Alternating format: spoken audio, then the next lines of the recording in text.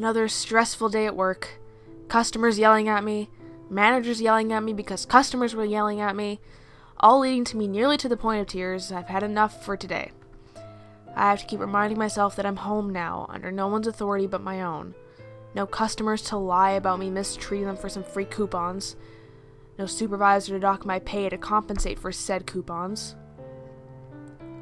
But I simply can't help but to replay the day's events over and over again in my head. Turning up the volume on the TV only intensifies the screaming matches occupying my mind. I've had days like this before, and this is one of the worst. Fortunately, I have a stress relief tactic that's yet to fail me. A quiet walk around the block. I turn off the television, throw on a light coat, and check the time. It's already past 11 at night. I don't want to be out too late, but I know I won't be able to sleep until I can put this behind me. At least I don't have work tomorrow. I lock the door behind me as I leave, the golden glow of the sidewalks extending seemingly endless among the brick-and-mortar houses that never fail to inspire awe in me. But it's had me worrying about how much longer I'll be able to live here without a higher-paying job. Not surprisingly, I see a few people sharing the sidewalk and street with me at this hour. I'm indifferent to them, as it's quite a safe neighborhood. The walk hardly helps. As I finish my lap around the block, I'm still plagued by today's frustrations.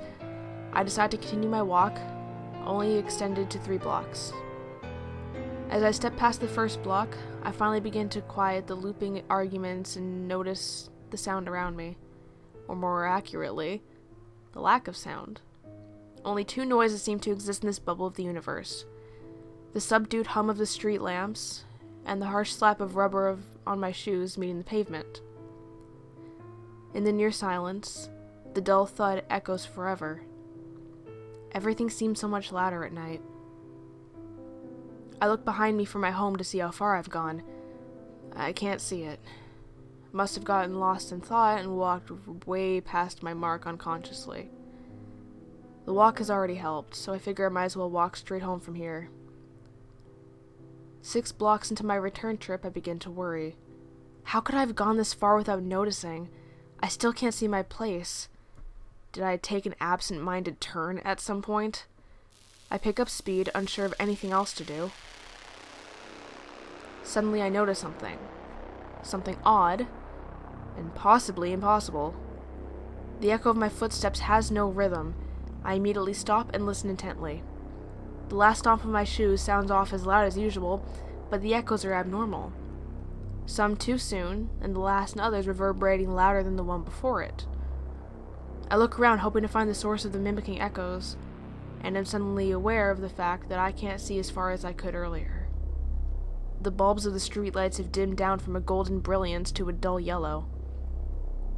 I start walking at a slower pace, hoping that the noisemaker will broadcast his or her location to me through one of these echoes, but continue to arrive from all directions. Is somebody there? I call out in fear and desperation, only to have my words returned to me in the same ever-changing repetition as my steps have. I must have walked beneath at least 100 lamps at this point, but as I step into the next dying ring of light, I'm plunged into darkness. I look up to see a dark bulb staring back at me, void of all but enough light to make out its shape, and I hear a voice again. Impossible to be an echo, yet unmistakably my own, but not emanating from my lips. A mocking whisper just behind my ear. Is somebody there? I twist my neck around with sudden speed that I worry I might snap, and I see nothing. Nothing but an inky darkness untouched by even the brightest star. Unbeknownst to me, a trail of dying lights has followed me and finally caught up. My fear reaches its boiling point. I turn and take off, full sprint, no end to the road in sight, as each light goes dark as I pass under. The echoes of my footfalls intensify with each block, to the point that the echoes are louder than the source. The buildings on both sides no longer have windows or doors. They have become a solitary brick wall, trapping me in this echo chamber. I begin to see the lights in front of me preemptively going dark, and I fall to my knees from exhaustion and hopelessness. The void engulfs me as I watch every visible light fade from existence. Why? I scream into the abyss, expecting this to be my last word.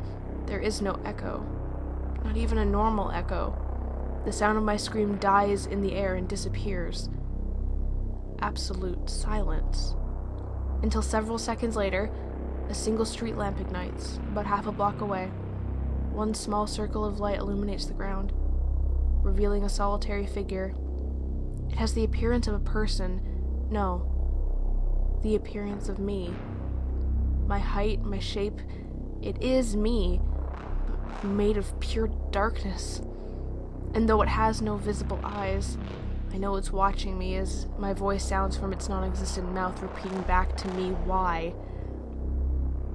And then another light activates, closer this time, showing me myself once again, asking me my own question.